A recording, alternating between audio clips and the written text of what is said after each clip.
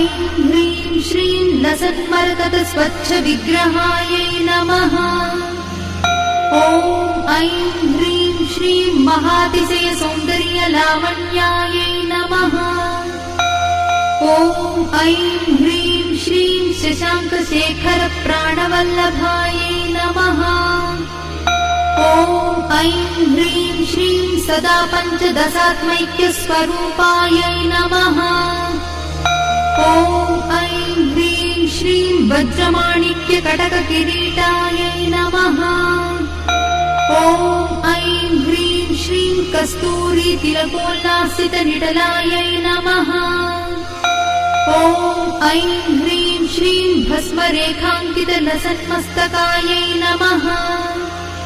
ॐ ऐं ह्रीं श्रीं विकचाम्भोरुह दळलोचनायै नमः।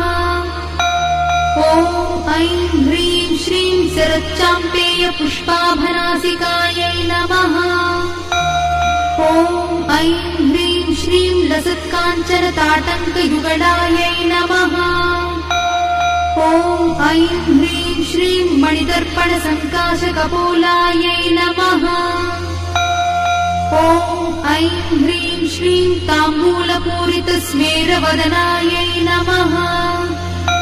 ॐ ऐं ह्रीं श्रीं सुपक्वदाडिमीबीजरदनायै नमः। ॐ ऐं ह्रीं श्रीं कम्बुपूगसमच्छाय कन्धरायै नमः। ॐ ऐं ह्रीं श्रीं स्थूलमुक्ताफलोदारसुहानायै नमः। ॐ ऐं ह्रीं श्रीं गिरीशबद्धमाङ्गल्यमङ्गलायै नमः। ॐ ऐं ह्रीं श्रीं पद्मपाशाङ्कुशलसत्कराब्जायै नमः। ॐ ऐं ह्रीं श्रीं पद्मकैरवमन्दारसुमालिन्यै नमः। ॐ ऐं ह्रीं श्रीं सुवर्णकुम्भयुग्माभसकुचायै नमः।